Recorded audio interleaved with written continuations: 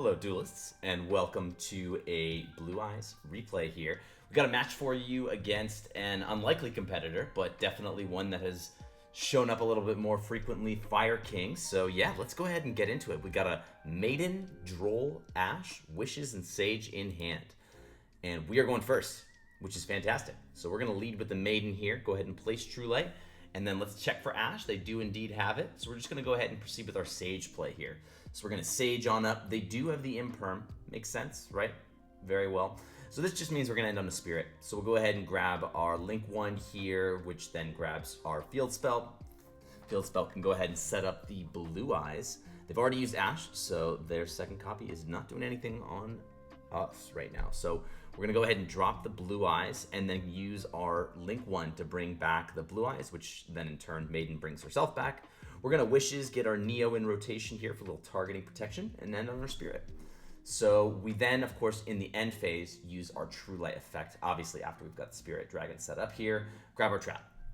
So unfortunately, once I see, their turn was very quick, lots of hand traps themselves, and this is actually, spell and trap, I get, or a spell trap negate, I guess, but it really doesn't do much for them engine-wise. And then they've got this Call by the Grave. I'll bet they were wishing I was using the Spirit Dragon's effect to tag out. They were so ready for that. But of course, now that that's set, I mean, it's not doing them much good. So they're going to go ahead and try to negate our True Light. What's great is it doesn't negate and destroy. It destroys a fire. So yeah, we're then going to go ahead, use our Majesty in the end phase and get rid of their Call by, completely taking it out of rotation. And then we've got just the best draw in our deck. We're just seeing Sage like it's our job. So they Imperm thinking they're safe, which is fine. I guess they can stop that. But we're still going to get our other Link 1 effect to just keep recycling Blue Eyes and save our True Light effects for either more revivals or some other way to apply pressure. So in this case, we're getting our True Light to set Wishes. We're going all in. We know they've got nothing, so we're going to try to maximum value them.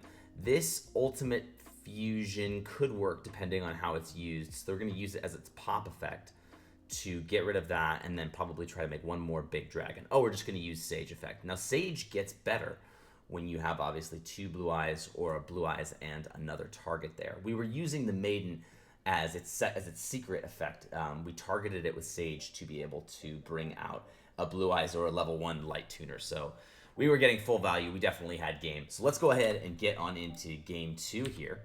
All right, this time we are rocking this post. After we've side decked, we've got a Roar, Lubellion, Nib, Droll, and Veiler. Seeing Droll multiple times feels good. Really happy to see that. So they're going to go ahead and lead with Ponix, and I choose to Veiler here. I know that, they Call by here, which is crazy, which just completely opens the door for Droll.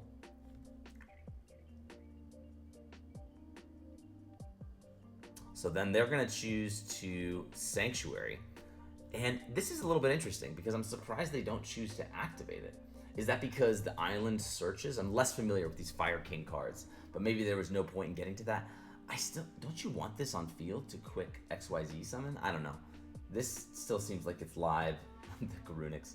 So I don't know if this was necessarily correct here, but regardless, we are given an opportunity. So we're going to choose to lead with Lubellion, and of course they Ash it. It feels so good when you already have a Bystial in hand.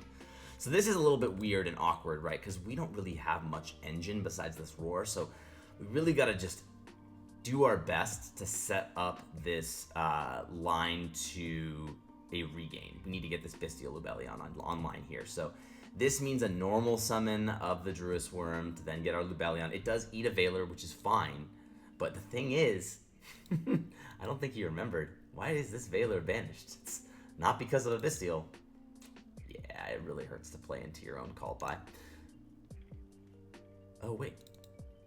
Did they Call by? Yeah, they did. This is the second game. For some reason, I was mixing it up with the first. Yeah, they completely Called by this. So my Lubellion's going to place, and now I'm winning the advantage race. So I choose not to attack here, right? Because I know that this thing has an effect to just reset itself. So I'm like, no, I'm going to make you facilitate the reset here to really get this going. So they're going to go ahead and Sanctuary here. They're not under Droll, which means they get to pop off. So they're going to add and destroy, and this thing's going to get its effect. Oh, and then, of course, the Garunix in hand. That basically spells the end of the game. Them getting to start their advantage train. I mean, this regained is fine, but it's not digging deeper. It's just kind of recycling bodies.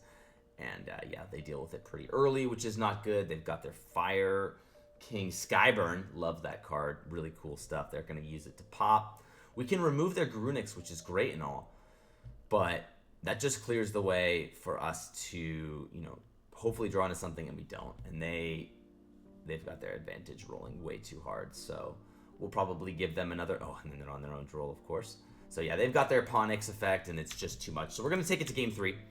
Taking it on over, and this is... You just love to see this going first. I mean, I had side... you know, we're still on this. I do believe that, you know, you can catch your opponents off guard and really lock them out of key spells, and that's important. And then seeing double Sage is just... Oh, it's just bonkers. So good. With one Veiler, I don't know. I don't think... Well, anyways, let's play it out a little bit here first, right? So we're going to do the first Sage. They Veiler this, and this is where I had that debate. Like, right, if I was in their position and my opponent just normal summoned Sage, Maiden Access sucks, yeah, but getting a second normal summon also sucks. I mean, I guess they don't know I'm on double Sage, so it's hard to say. It's a tough spot that they're in general, but we're just going to punish this first Veiler so hard. So we're going to Spirit, grab... Oh, man, this is dirty. Grab the field spell, and then slap it on down just to be able to normal summon Sage again. And it's not once per turn, so if we do get to Maiden, inevitably anyways.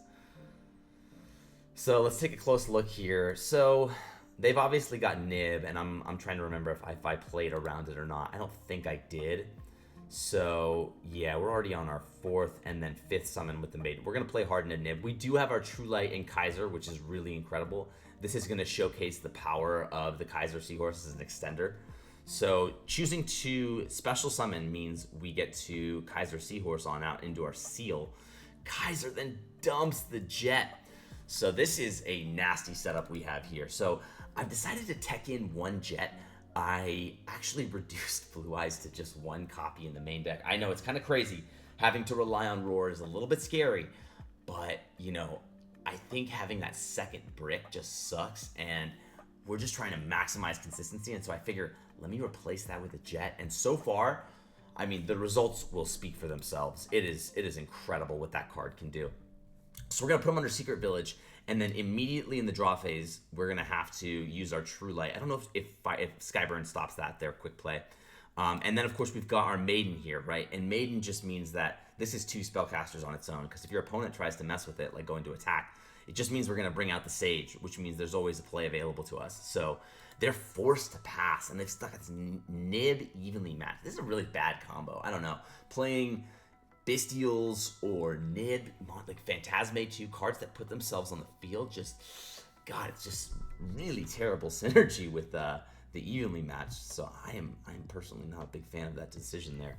So they are, yeah, forced to pass, which means we get to bounce back this Sage, try to summon from deck, you know, get into our Magnemite and just like really just blow them out of the water. They do have an Ash Blossom for my troubles, but you know, this game is very much over. Now, here's where I'm going to call out where we also stupidly don't play around Nib again. And this is just, like, we could have done that pretty easily here.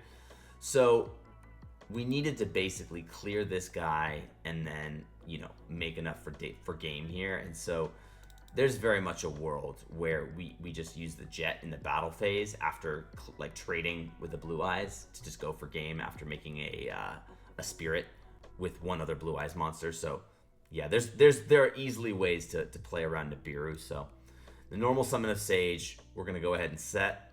At this point, you know, I'm disrespecting Ash, right? Like if they want to drop their second copy, they're welcome to. But I'm just gonna pop off here.